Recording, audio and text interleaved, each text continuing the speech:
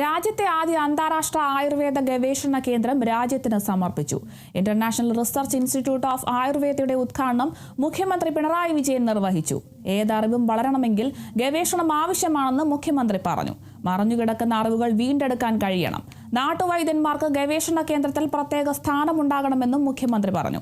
100 കിടക്കകളുള്ള ആശുപത്രിയും ഗവേഷണ കേന്ദ്രവും ഔഷധ സസ്യ നഴ്സറിയും താളിയോല പഠന കേന്ദ്രവുമാണ് ആദ്യഘട്ടത്തിൽ സജ്ജമായിരിക്കുന്നത്. 300 ഏക്കർ സ്ഥലത്താണ് 200 കോടി രൂപ ചിലവിലാണ് അന്താരാഷ്ട്ര ഗവേഷണ കേന്ദ്രത്തിന്റെ നിർമ്മാണം.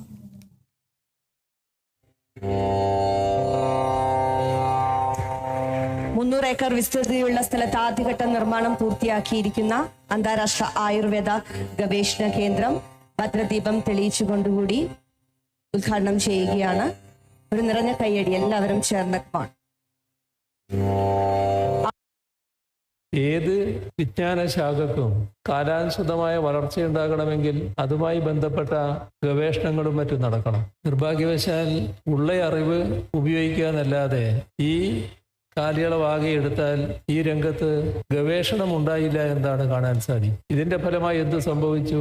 നാട്ടിൽ പലവിധ അറിവുള്ളവരുണ്ടായിരുന്നു. ആ അറിവ് മികവാർന്നതായിരുന്നു, വളരെ ഒറ്റപ്പെട്ടതുമായിരുന്നു. മറ്റു പലർക്കും അറിയാത്ത അറിവ് സ്വായത്തമാക്കിയ വൈദ്യന്മാരുണ്ടായിരുന്നു. പക്ഷെ നിർഭാഗ്യകരമായ ഒരു കാര്യം, ഈ അറിവ് വളരെ രഹസ്യമാക്കി വെച്ചു എന്നുള്ളതാണ്. നമ്മുടെ നാടിന്റെ ഈ മറഞ്ഞു കിടക്കുന്ന അറിവ് മുഴുവനായിട്ട് ശേഖരിക്കാനാവണം. അതിനെ എല്ലാ വൈദ്യന്മാരുമായും പണ്ട് വൈദ്യ കുടുംബങ്ങളായിരുന്നവരുമായും ബന്ധപ്പെടാൻ സാധിക്കണം. അമൂല്യമായ പല ഗ്രന്ഥങ്ങളും നശിച്ചുപോയിട്ടുണ്ട്. എന്റെ പ്രാധാന്യം തിരിച്ചറിയാതെ നശിപ്പിച്ചിട്ടുണ്ട്. എന്നാലും പഴയ വൈദ്യ കുടുംബങ്ങളിൽ ഇത്തരത്തിലുള്ള അറിവിന്റെ അക്ഷയ ഖനി കിടക്കുന്നുണ്ട്. അത് മുഴുവൻ ഇവിടെ എത്തിക്കാനാവണം. അതിനുള്ള പ്രത്യേകമായ ഒരു പ്രവർത്തനം നടത്താനാകണം. അതിലൂടെ മാത്രമേ നാടിന്റെ ആകെ മറഞ്ഞു കിടക്കുന്ന അറിവ് ഒരിടത്ത് എത്തിക്കാൻ പറ്റൂ.